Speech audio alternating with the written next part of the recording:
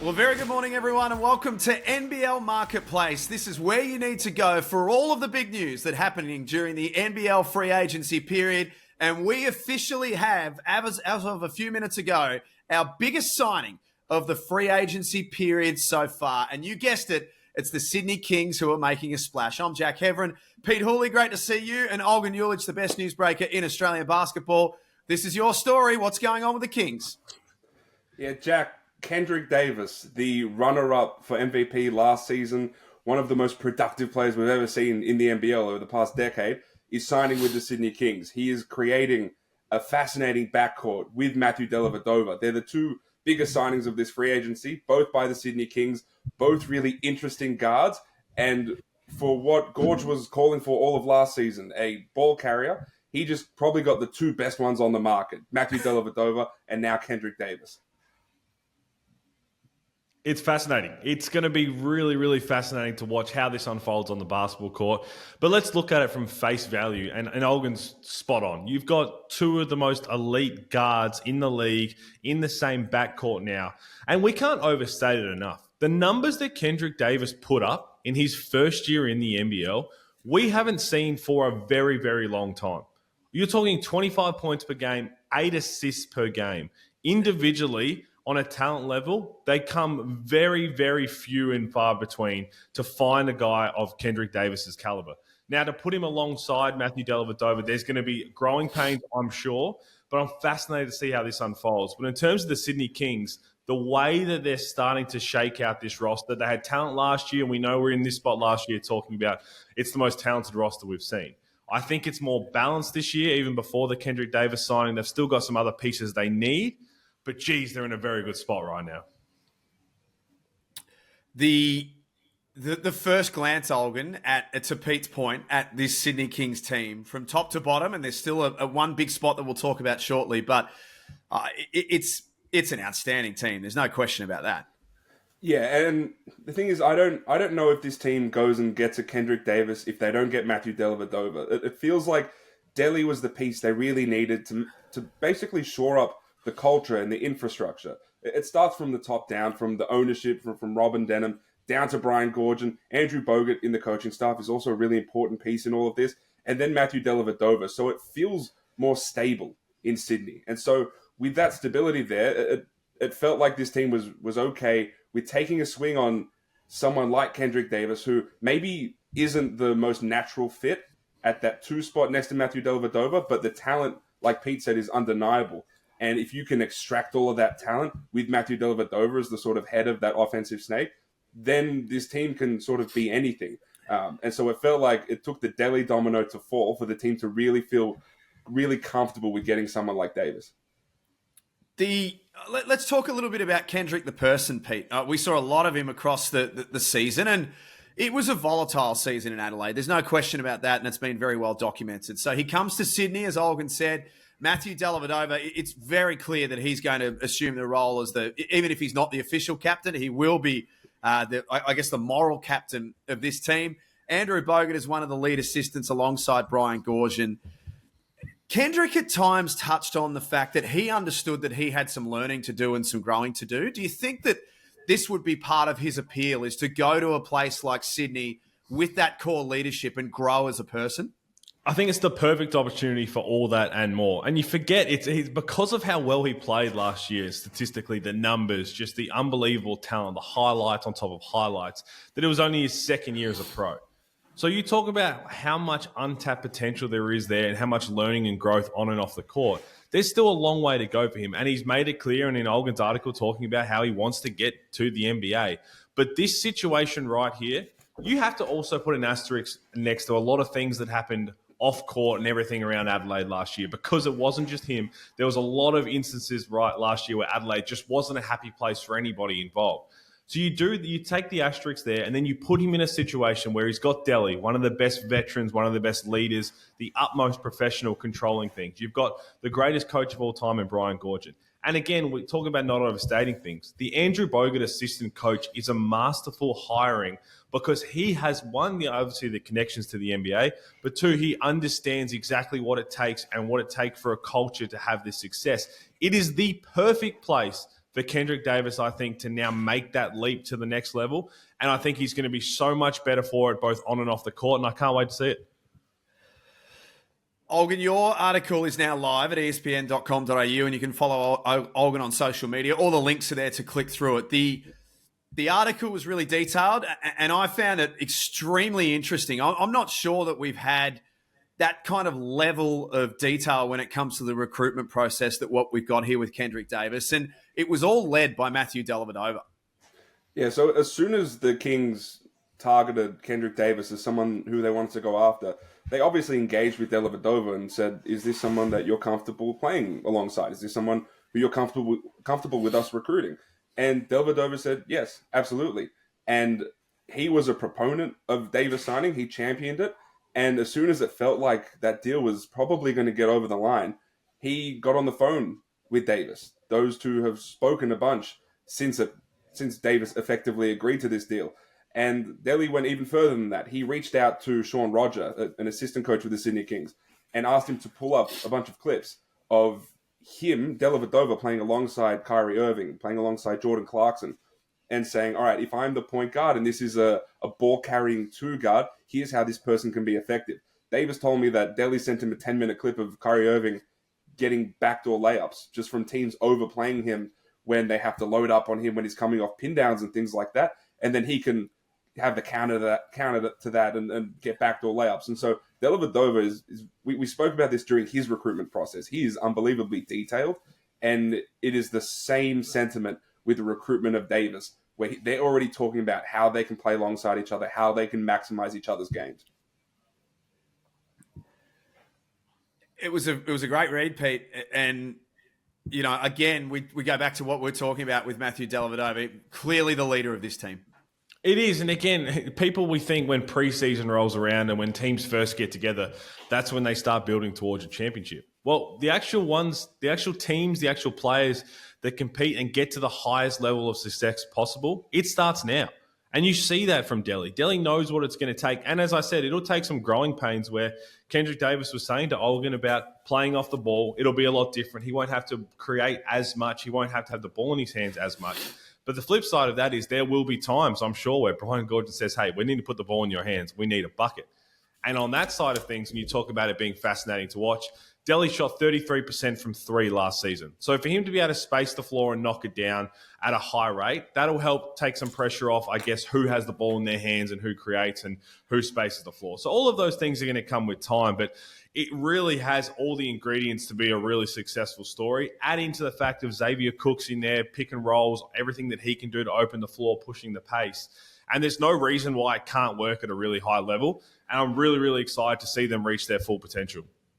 So let's talk a little bit here, because that's what we do on this show. We dive a little bit deeper than just the surface level stuff. Let's talk the Sydney Kings and how this all works. And a reminder to everyone, even we've only just started recording a couple of minutes after the news has dropped, but even reading a couple of the comments straight away from Hoops fans is, you know, how can the Sydney Kings afford this? How are they doing this, etc. Olgun, it's worth just, as much as we can, kind of just stepping through how Sydney have gone about this. So Sydney is like Melbourne United in the past. They're very local heavy. And so all of the big money contracts that they have on their books, from Xavier Cooks to Bull Kuol to now Matthew Dellavedova, these are all contracts that you can marquee. So whatever you're paying these guys from a cash perspective, you are marqueeing those numbers. And so the cap spend on those guys is reduced significantly, especially someone like Xavier Cooks, who this past season, his cap spend was about a quarter of what his cash spend was. So that does a really significant job of reducing the cap spend, which reduces the luxury tax bill, which reduces how much the Sydney Kings have to pay for this roster. Now, I'm told that they will be looking at potentially a sort of lower budget big man. That feels like something they may introduce to the mix. It very well could be a local big man as well. So keep an eye on that. But they're targeting a big right now. But even if they bring that import big in, they will just not marquee one of those contracts. And I think people do overestimate how much some of these contracts are worth, especially when you have local contracts who just necessarily you pay less cash for those than you do for an import. I don't know how to convince people that you're paying Matthew Dellavedova significantly less than what you're paying Jalen Adams, purely because you have to pay different incentives for an import like Jalen Adams. You have to pay for his Australia taxes. You have to take into consideration the USD to AUD exchange rate. You're paying these guys in American dollars. So once all of those things are factored in, you can get a local player who's at a similar level of an import and pay him almost 70% of that same contract. And so people have to understand that this isn't the Kings, blowing the salary cap out of the water. There's a good chance they spend the same or even a little bit less than they did last season. And Pete, to that point as well, even if they do choose to spend more than last season, there is such a thing as luxury tax. Realistically, you can do whatever you want. You've just got to be willing to pay the tax. For sure. I mean, these are the whole reasons why the marquee rule was brought in. The best talent in the world costs money. So you have to go out there and be willing to spend that money. We've seen the teams continue to try and do that.